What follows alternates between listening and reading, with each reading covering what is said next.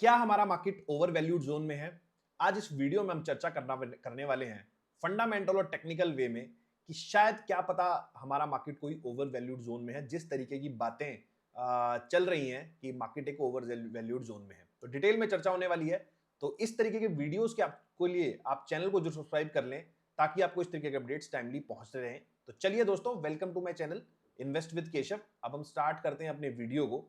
सबसे पहले अगर मैं थोड़ा सा आपसे सामने पहले थोड़ा फंडामेंटली डिस्कस करता हूं कि निफ्टी का अगर आप लेवल देखोगे बेसिकली तो 26,300 का जो हमारा हाई था, आज हम वहां से 22,000 के लेवल्स पे लगभग आ गए हैं और कुछ 14-15% की करेक्शन हमें निफ्टी इंडेक्स पे देखने को मिली है।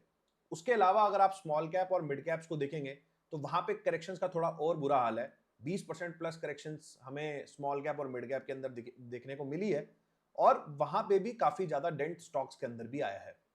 तो इतना करेक्शन होने के बाद भी क्या हम अपने हिस्टोरिकल अगर पी लेवल्स देखते हैं तो उसको एक बार आपसे शेयर करूंगा कि किस लेवल्स पे अभी निफ्टी चल रहा है और क्या वो अपने हिस्टोरिकल लेवल्स के आसपास है या उससे ओवर वैल्यूड जोन में है। तो सबसे पहले थोड़ा सा फंडामेंटली डिस्कस करते हैं। आपसे एक बार अपनी स्क्रीन शेयर करता हूं और वहां पर कुछ चीजें हम डिस्कस करने की कोशिश करते हैं।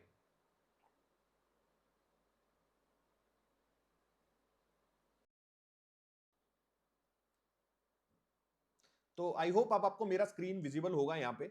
और सबसे पहले ये मैंने यहाँ पे screener.com पे सबसे पहले निफ्टी 50 का यहाँ पर थोड़ा सा एनालिसिस करने की ट्राई करी है। तो अगर आप जहाँ पे ध्यान से देखोगे तो अभी जो करंट मार्केट प्राइस चल रहा है वो चल रहा है 22,431 और पी रेशियो जो सबसे इंपॉर्टेंट है वो बेसिकली चल रहा है यहाँ पर 20 का एज ऑफ नाउ जब मैं वीडियो बना रहा हूँ। और इसके सामने मैंने यहाँ पर ये जो ग्राफ लोड किया है मैक्सिमम पे जो अभी तक जितना निफ्टी का हिस्ट्री यहाँ पर अवेलेबल है, तो आप देखोगे कि अभी का जो हमारा पी है वो 20 के आसपास है और ये जो पूरा चार्ट अगर आप देख रहे हो तो अपने हिस्टोरिकल पीस के अब आसपास ही आ गया है। तो ये हमारा पी जो 2021 के अंदर हो गया था 40 का, वहां से हमें एक स्टीप फॉल देखने को मिला था जिसमें हमें करेक्शन भी देखने को मिली थी प्राइस वाइज। यहाँ पे हम 20 के आसपास आए थे और फिर हम यहाँ से हम रैली करते हैं। तो एक यहाँ पर इसने यहाँ पर एक बार सपोर्ट लिया 19 के आसपास, एक बार 18.5 के आसपास जब कोविड में आ गया था 17 के आसपास, 2016 के अंदर भी एक बार 19 के आसपास आया है और वहां पे आके सपोर्ट लिया, एक बार 15 के आसपास आया है 2013 के अंदर। और ये जो 2008 वाला क्राइसिस है उसमें आ गया है 13 के अंदर। तो हिस्ट्री में अगर आप देखोगे तो पिछले 2-3 बार ही ऐसा हुआ है कि जो निफ्टी का पी है बेसिकली वो अब 15 के नीचे गया हो और अभी हम चल रहे हैं 20 के ऊपर। अब आज थोड़ा मार्केट भी ऊपर है, अगर थोड़ा 22,000 से नीचे आया तो आई थिंक ये 19 के आसपास आ जाएगा। तो कहीं ना कहीं अगर आप पी लेवल्स पे देखते हो निफ्टी को ऊपर तो कहीं ना कहीं अपने हिस्टोरिकल एवरेजेस के आसपास ही है। तो ये कहना यहाँ पर बहुत गलत होगा कि मार्केट एक कोई ओवर वैल्यूड जोन में चला गया है। आई थिंक पहले ओवर वैल्यूड जोन में था। यहाँ पर अगर आप देखो सितंबर के अंदर जब ये करेक्शन शुरू हुई थी तो हम 23-24 के पीई पे थे। वो भी कोई इतना ज्यादा पीई नहीं था क्योंकि हमने मैक्सिमम पीई इतना ये भी देखा हुआ है 29 का। तो और अगर आप देखोगे ये जो लेवल था 28 का, ये था 2008 के अंदर भी जो फॉल आया था तब हम 2008 में भी 28 के पीई पे थे। तो 28 का पीई अगर आप देखोगे और अभी जो पीई देखोगे वो है 20 का। तो कहीं ना कहीं अगर आप देखोगे तो ऊपर से काफी अच्छे लेवल्स पे स्टॉक्स आपको मिल रहे हैं। मैं स्टॉक्स का मतलब निफ्टी 50 की बात कर रहा हूँ यहाँ पर, स्मॉल कैप और मिड कैप की बात नहीं कर रहा हूँ, ब्रॉडर इंडेक्सेस की बात कर रहे हैं यहाँ पर।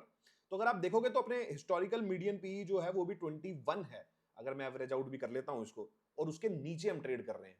तो मेरे हिसाब से फंडामेंटली जो मैंने आपसे चीज शेयर करी इसके अंदर अगर आप देखोगे तो बेसिकली ये कहना एकदम गलत होगा कि बेसिकली हम कोई ओवर वैल्यूड जोन में। मेरे ख्याल से अब के प्राइस के हिसाब से टाइम हो सकता है हमारे पास अभी और बचा हो, लेकिन कहीं ना कहीं आप एक फेयरली वैल्यूड जोन में है। हो सकता है यहां से करेक्शंस और भी मिल जाएं और ये जैसा हमने पिछले 2-3 बार के उसमें देखा है कि 15 तक बीपी आ गया है। अगर यही 20,000 का लेवल आ जाता तो ये 16 15 16 के आसपास आ जाएगा, जो कि माउथ वाटरिंग नंबर होगा to buy things in long term. अगर किसी का 5-10 साल का व्यू है तो वहां पर आपको लपक के माल ले सकते हो आप, जिसको आप लॉन्ग टर्म होल्डिंग्स या ईटीएफ के थ्रू या स्टॉक्स के थ्रू जैसे भी आप प्ले करना चाहें तो उसको आप देख सकते हो। इसके अलावा आप थोड़ा सा फंडामेंटल एक बार चर्चा करते हैं। फंडामेंटल पे अगर आप देखोगे तो ये मैंने आपके सामने निफ्टी का चार्ट लगाया है वीकली। आई होप आपको चार्ट विजिबल होगा और मैं इसको थोड़ा सा बड़ा कर लेता हूँ। आई थिंक अब थोड़ा ज़्यादा आपको यहाँ पर विजिबिलिटी आएगी। अगर हम यहाँ इसको देखते हैं तो बेसिकली अभी जैसे मैं वीडियो बना रहा हूँ तो 22,451 ये लेवल चल रहा है और ये मैं आपके सामने हिस्टोरिकल चार्ट वीकली का मैंने लगाया हुआ है, और ये जो आपको लाइंस दिख रही हैं यहाँ पे बेसिकली ये मूविंग एवरेजेस हैं। तो वीकली का जो 200 दिन का मूविंग है, 200 वीक का जो मूविंग एवरेज होता है वो भी एज ऑफ नाउ हमारे पास आ रहा है 19,819। तो कहीं ना कहीं ये काफी बड़ा एक सपोर्ट होता है अगर आप मार्केट के अंदर देखते हो वीकली 200 दिन का 200 वीक का मूविंग एवरेज। और हिस्ट्री में मैं जाता हूं तो देखो मार्केट ने कितनी बार यहां से सपोर्ट लिया है। 2016 में भी मैंने जैसे अभी आपको पीई पे भी दिखाया था, जब पीई वहां पर 15 का आया था तो प्राइस पे उस समय वीकली मूविंग एवरेज आ गया था अपना। उसी के अलावा अगर आप ये देखोगे 2011 के अंदर भी सेम ही हुआ है। जब आप अगर यहाँ देखते हो तो 2011 के अंदर भी हम यहीं आ गए थे लगभग वीकली मूविंग एवरेज के ऊपर, और ये जब यहाँ कटा था 2008 के अंदर, इसमें तो हम काफी नीचे आ गए थे। तो पिछला जो ट्रेंड है 1 2 3 और कोविड में भी नीचे है, 3 बार लगभग निफ्टी ने यहाँ पे सपोर्ट लिया है।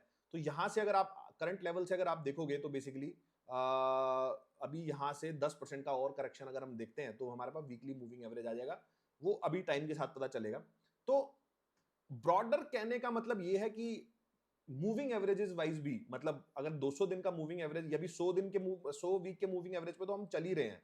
मतलब लास्ट अगर आप देखोगे यहाँ मार्केट अगर आ गया 2025 में या कभी भी आ जाता है अगर तो ये जो लेवल था 2021 में 18,800 का हाई था, तो पिछले 4 साल के रिटर्न्स लगभग जीरो हो जाएंगे, मतलब अगर मार्केट यहाँ आ जाता है तो इसको अगर मैं ध्यान से देखूं तो समझने की कोशिश करूं तो कि मार्केट्स जो ये वाली बात हो रही है कि मार्केट्स कोई ओवर वैल्यूड जोन में चला गया है, तो ऐसा मुझे तो चार्ट्स और फंडामेंटली तो कि ऐसी कोई दिक्कत नहीं लग रही है। और मैं अगर इसको देखता हूं बेसिकली, एक मिनट में आपसे थोड़ा सा एक बार ये स्क्रीन पे आई थिंक आपको कुछ इश्यू आ रहा होगा, तो एक बार इसको ठीक कर लेते हैं।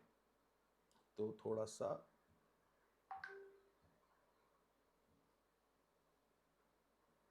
मैं आपसे कर लेता हूँ। हाँ, तो अगर आप देखोगे यहाँ पे तो बेसिकली यहाँ पे हम जो चार्ट्स पे हम बात कर रहे हैं तो आप देखोगे कि बेसिकली हम एक फेयरली वैल्यूड जोन में हैं, और ऐसा नहीं है कि हम कोई यहाँ से कुछ ओवर वैल्यूड जोन में, I think Fairlie valued zone में आ गए हैं पीई वाइज भी और चार्ट वाइज भी। और आने वाले टाइम में अगर करेक्शंस यहाँ से बढ़ते हैं तो कहीं ना कहीं एक बहुत बढ़िया लॉन्ग टर्म बाइंग लेवल्स आपके सामने आ जाएंगे निफ्टी 50 के ऊपर। आई होप आपको चीज समझ में आई होगी मैं किस तरीके की चीज डिस्कस कर रहा हूं। और अगर चीज अच्छी लगी है आपको तो वीडियो को लाइक करें, शेयर करें, ताकि ज्यादा से ज्यादा लोगों को ये पता चले कि हम एक फेयर वैल्यूड जोन में है, जब ना कोई ओवर वैल्यूड जोन में है। और नॉइस को अगर आप कट करेंगे तो ज्यादा अच्छा रहेगा, क्योंकि मार्केट में बहुत सारी चीजें चलती रहती हैं, ये हो गया वो हो गया, बट हम एक फेयरली वैल्यूड जोन में है। और अब प्राइस को रिस्पेक्ट करें कि प्राइस किस तरीके की भाषा बोल रहा है। तो चलिए दोस्तों, वीडियो को समाप्त करता हूं यहीं पे, मिलता हूं आपसे अगले वीडियो में इसी तरह के कुछ नए और इंटरेस्टिंग टॉपिक के साथ। चलिए दोस्तों, नमस्कार, जय हिंद।